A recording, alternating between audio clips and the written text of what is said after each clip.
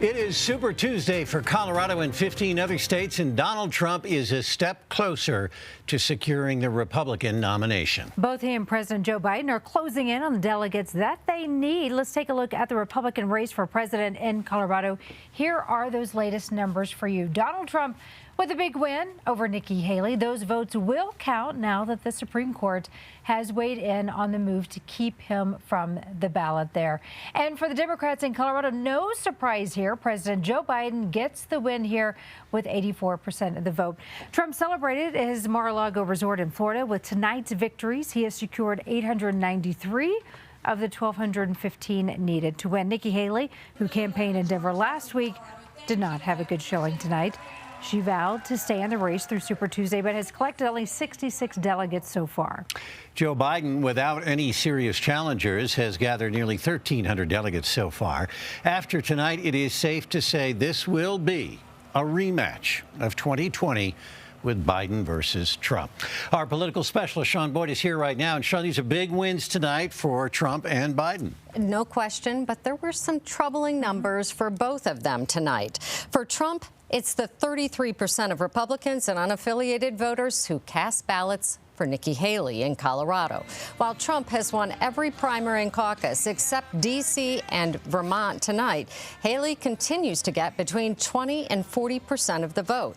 Trump needs her supporters to win in November, and yet tonight he made no attempt to reach out to them, ignoring Haley altogether and attacking President Biden on the issue that is shaping up to be the biggest of the election: immigration. The things that are happening now are unthinkable, and they're unthinkable at the border. We have millions of people invading our country. This is an invasion. This is the worst invasion probably. We've never had anything like it. No country has ever had anything like it. While Trump's supporters in Colorado held a victory party in Sedalia tonight, Colorado will almost certainly go for Biden in November. It is unaffiliated voters in a handful of swing states, Colorado no longer one of them, who will decide the race. And right now, polls show those voters breaking for Trump. Biden will need every vote he can get, which makes tonight's uncommitted delegate vote in the Democratic primary especially concerning for him. 7% of voters in Colorado, 12% in North Carolina, and 20% in Minnesota chose the none of the above option.